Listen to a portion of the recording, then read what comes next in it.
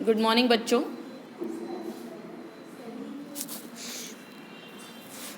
हमारा the world is mine ये जो पोएम का एक्सप्लेनेशन था, उसके बाद जो क्वेश्चन है तुरंत 126 पेज पे वो हम लोग देख रहे हैं। क्वेश्चन को समझिए। The first question, describe the young girl in the बस।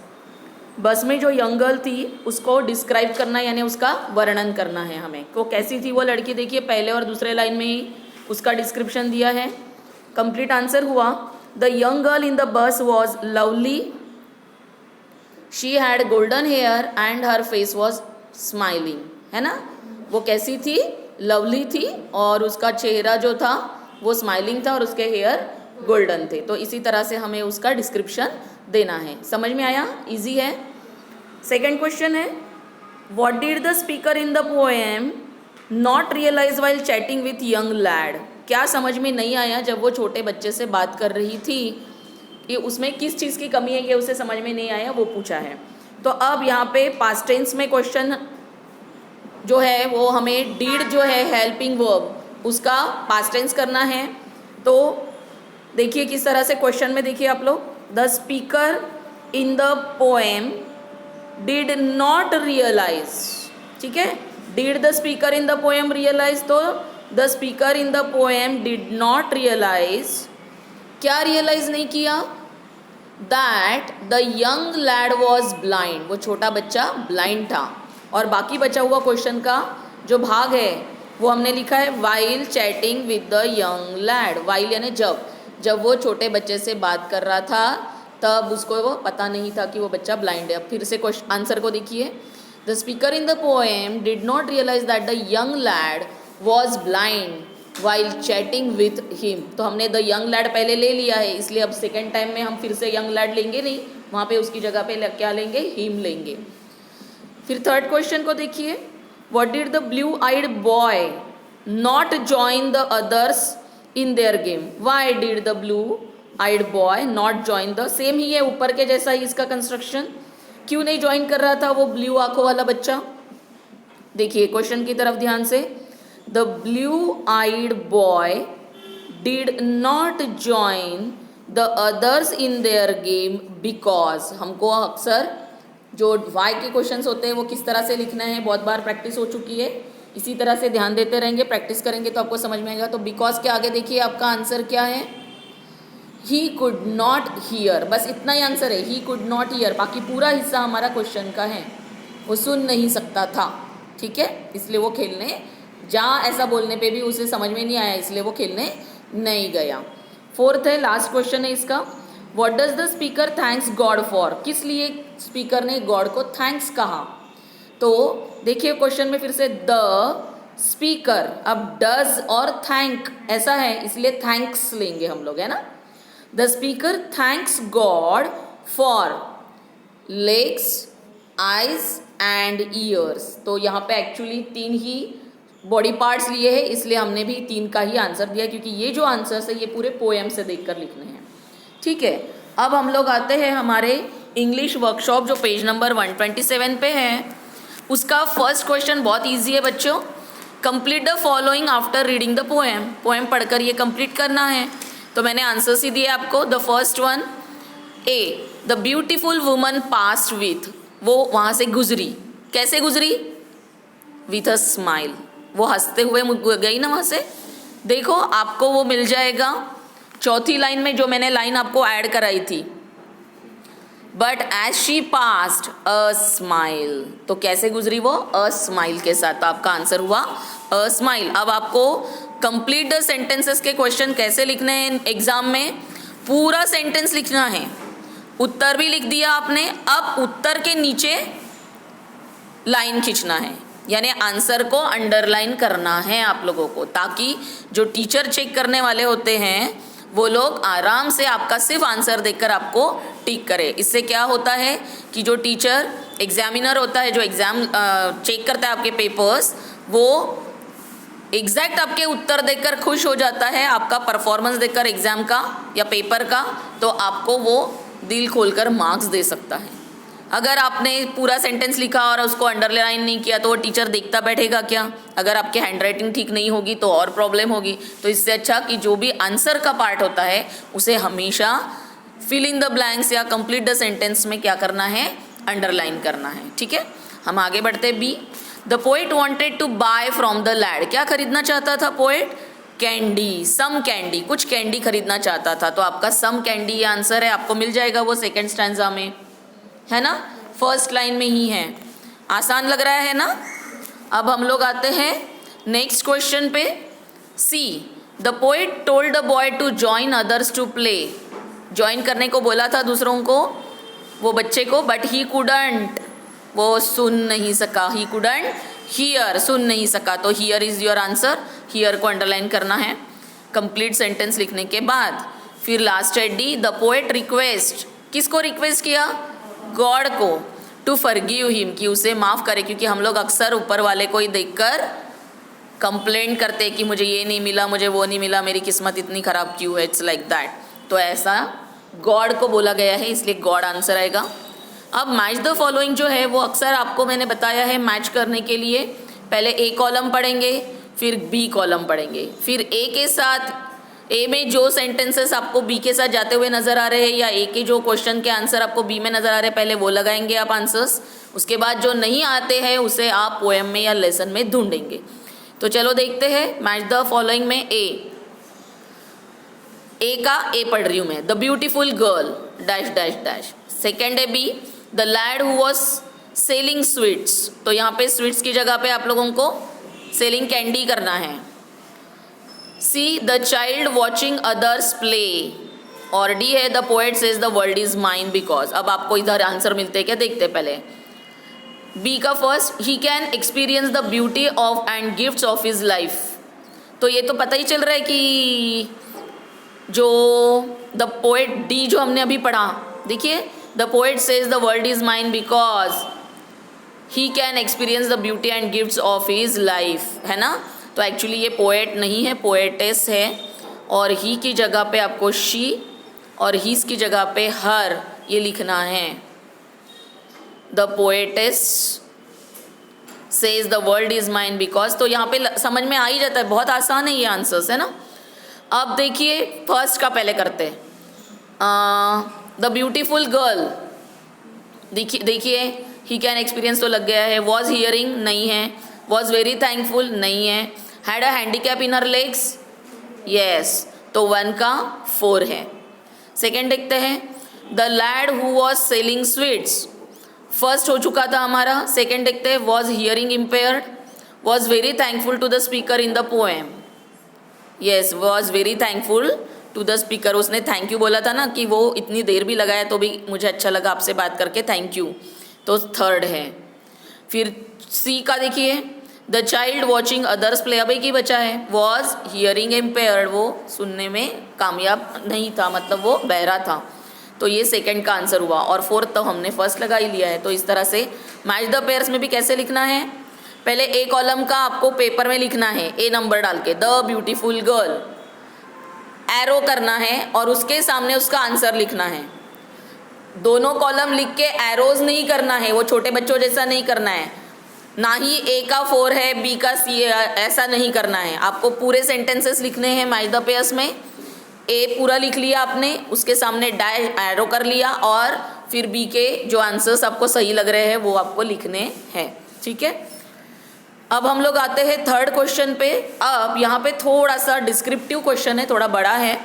Let's see, what does the poet mean when she says. अब पोएट मीन शी सेज नहीं, तो पोएटेस होना चाहिए क्वेश्चन में भी। What does the poetess mean when she says the world is mine.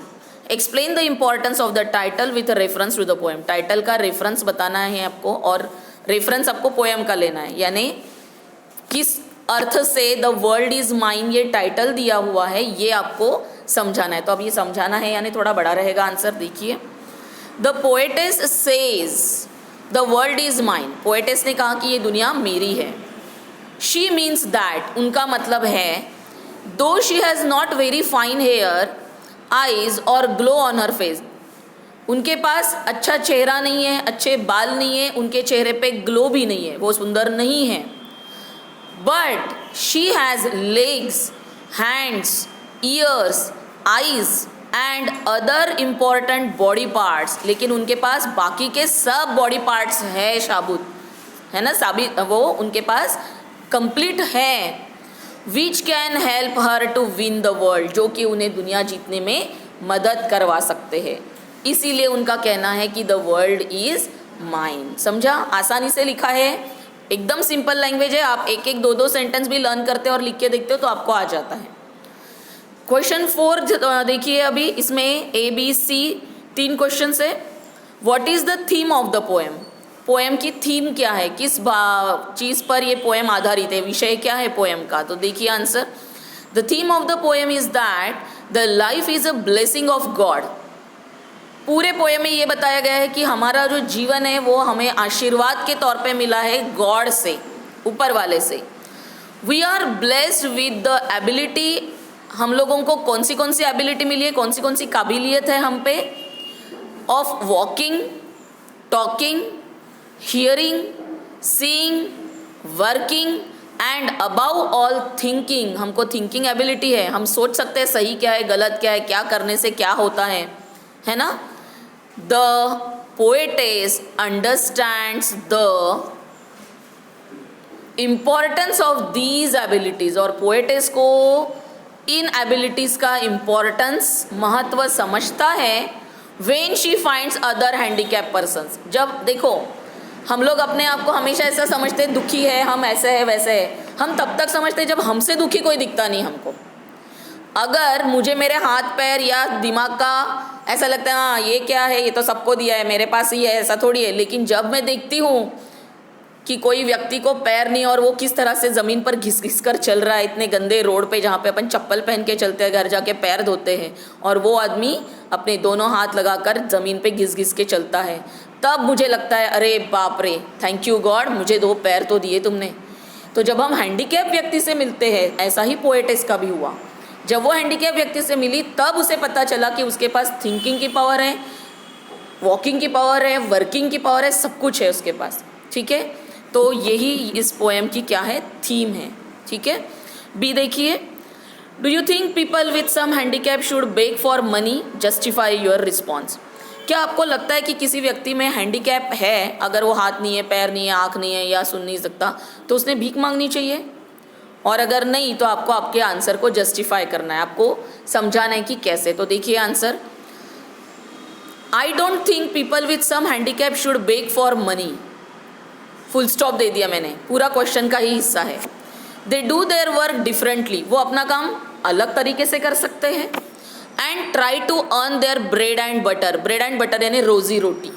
तो bread and butter phrase है English में। ब्रेड एंड बटर का मतलब आप जो ब्रेड और उसके ऊपर बटर डालते हो वो नहीं, तो रोजी रोटी को ब्रेड एंड बटर कहा जाता है इंग्लिश में। So they do their work differently and try to earn their bread and butter by other skills. दूसरे जो कुशलता हमारे शरीर में है या कौशल्य है, उनकी सहायता से वो अपनी रोजी रोटी कमा सकते हैं और अपना काम दूसरे तरीके से कर सकते हैं। भीख मांगने की ज़रूरत नहीं है उन्हें। नेक्स्ट, अब व्हाट इज़ बेटर, 2 ऑप्शन दिए आपको, ए दिया है 1 और 2 दिया है, उसमें से बेटर क्या ऑप्शन है देखते हैं। पहले क्वेश्चन को समझिए। व्हाट इज़ बेटर, बेहतर क्या है? पहला, to complete take over the work and responsibilities, sorry completely take over the work and responsibilities of a disabled person in order to help. किसी डिसेबल व्यक्ति को जो सुन नहीं सकता या हैंडीकैप है, उसकी कंप्लीटली रिस्पॉन्सिबिलिटी लेकर उसकी मदद करना अच्छा है कि दूसरा देखिए, encourage such person to do himself herself in a different way. Justify your answers और चॉइस, कि उसको completely such a person to do himself, encourage करना ऐसे व्यक्ति को जो प्रॉब्लमेटिक है, जिसको कुछ अपाहिजता है, उसको आप एनकरेज कर रहे हो, प्रोत्साहित कर रहे हो कि आप ऐसा कर सकते हो, ऐसा कर सकते हो, और उसको हेल्प थोड़ी थोड़ी कर रहे हो। कि पूरी तरह से उसको अपने ऊपर डिपेंडेंट बनाना अच्छा है। आपको क्या लगता है, आप आंसर दीजिए। तो आपके सामने आंसर है, देखिए, बेटर इज बेहतर ये है, देखिए सेकेंड वाला हमने लिखा है पूरा। अब क्योंकि ये सेंटेंस स्टार्ट नहीं हुआ है, बेटर इससे हमने किया है, इसलिए एनकरेज का एक हम लोगों को स्मॉल करना है। Encourage such person to do it himself herself in a different way, full stop, जैसा का वैसा हमने लिख दिया। अब हम जस्टिफाई कर रहे हैं हमारे आंसर को। If we take over the work and responsibility completely, अब हमने ऊपर के क्वेश्चन का थोड़ा सा हिस्सा लिया है। देखिए, अगर हमने कंप्लीटली टेक ओवर किया उनका work and responsibility of a disabled person, अब मैं पढ़ूंगी फिर इतना, if we take over the work and responsibility completely of a disabled person, पूरा ऊपर का हिस्सा है जैसा का वैसा, सिर्फ कंप्लीटली एक वर्ड ऐड किया है, दिख रहा है आपको? In order to help, comma, अब यहाँ से आपको हमारा जो आंसर है, जो हमें कहना है वो लिखना है। They will form habit of it, उनको उसकी आदत लग जाएगी, हमारी आदत हो जाएगी। And will be unable to do their work independently, और वो अपना काम इंडिपेंडेंटली करना चूक जाएंगे। उनको इतनी आदत होगी कि वो अपना खुद का काम खुद से नहीं कर पाएंगे। इसलिए दूसरा वाला आंसर हमारे लिए सही है। ठीक है, ये समझा आपको? ये बहुत अच्छे से तब समझेगा जब आप एक एक आंसर को ध्यान से घर जाके फिर से रिवाइज करेंगे, फिर से लिख के देखेंगे, क्योंकि अपने को ये आंसर्स लिख के देखने के बाद ही समझ में आएंगे कि हमें ये जमता है कि नहीं। तो एक एक सेंटेंस फुल स्टॉप तक लिखना है और उसी तरह से उसे कंप्लीट करना है।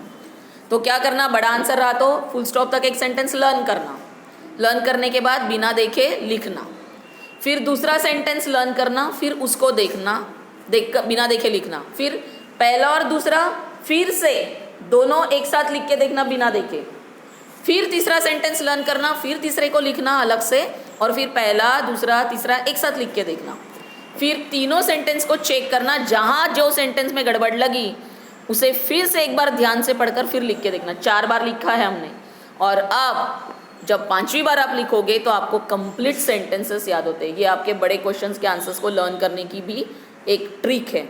ठीक है, इसी तरह से आप साइंस के भी या बाकी के भी जो क्वेश्चन आंसर्स होते हैं वो लर्न हो करने के लिए इसी तरह से ट्रिक यूज़ कीजिए। फटाफट होता है, 5 मिनट नहीं लगते बड़े बड़े आंसर्स को। ओके, अब हम आगे बढ़ते हैं। Make a list of pairs of rhyming words, बहुत ईजी क्वेश्चन है, आपके सामने राइमिंग वर्ड्स है ही, पढ़ने की ज़रूरत नहीं है। हम लोग आते हैं क्वेश्चन नंबर बी में, 5 का जो बी क्वेश्चन है पेज नंबर 128 पे। उन्होंने पूछा है the rhyme scheme of the first 2 stanza. अब इसलिए ये ज़रूरी भी है राइम स्कीम लेना बच्चों, क्योंकि यहाँ पे थोड़ा सा गड़बड़ था आपके स्टैंजाज में, मैंने बताया था आप लोगों को। तो पहला जो है वो राइम स्कीम आती है ए बी बी सी सी, और दूसरे की भी rhyme scheme A B B C C. मेरे ख्याल से तीसरा भी वैसा ही है, सिर्फ चौथे में थोड़ा सा फ़र्क है। तो ऐसा कोई पूछते नहीं है बहुत। आप लोगों को फिगर जो 5 मार्क का appreciation of the poem question होता है, उसी में ये क्वेश्चन 1 मार्क के लिए पूछते हैं कि what is the rhyme scheme of the poem. तो फर्स्ट स्टैंजा की राइम स्कीम लगभग हमको देनी है। ठीक है, तो आप लोगों को ये 1 मार्क का क्वेश्चन भी हो गया है। अब हम लोग नेक्स्ट वीडियो में जो बचे हुए रिमेनिंग क्वेश्चन से इस पोएम से रिलेटेड वो देखेंगे। आज के लिए इतना काफ़ी है। आप ज़रूर प्रैक्टिस कीजिए, फिर से वीडियो सुनिए और राइटिंग करके देखिए, लर्न कीजिए क्वेश्चन आंसर्स को, और पोएम को भी बार बार पढ़िए। Okay, have a good day.